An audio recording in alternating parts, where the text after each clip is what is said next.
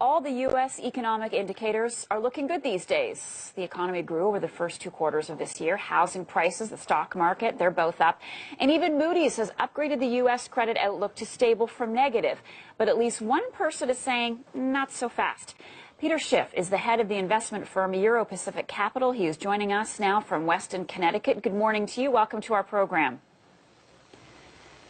Good morning, and thanks for having me on. So why do you believe that the U.S. is headed for an economic disaster even worse than the one that we saw back in 2008?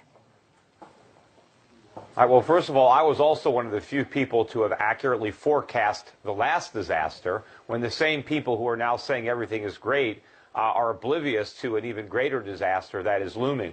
But, you talked about the U.S. economy is doing well. That's just according to the government. But even if you look at their numbers, we got the GDP numbers that came out yesterday, and people are making a big deal that the economy grew at 1.7%, which was better than estimates. But if you recall, in the first quarter of 2013, the government first estimated that the GDP grew at 2.5%.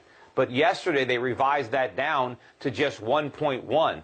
I believe by the time they finish revising the second quarter numbers down, it'll be close to zero. In fact, in order to get a 1.7% print, the government had to assume that inflation at an annualized rate in America was just 0.7%. Now, I don't believe that for a minute. In fact, if the inflation rate that they used, or the deflator, was accurate, it would have already revealed that the United States is in a recession right now. In fact, it has been in a recession for the entirety of the Obama presidency. Okay, so are you suggesting that the American government is misleading the public and giving out inaccurate information?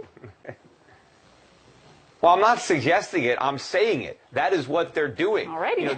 That's how the government designs these numbers. They're deliberately designed to paint a rosier picture of the economy. Every time they go and change the methodology, they do it in a way that's more favorable. So when they measure inflation, they get a lower number. When they measure unemployment, they deliberately get a lower number. When they measure GDP, they get a higher number. Right? It's not really information. It's more like propaganda. And individuals and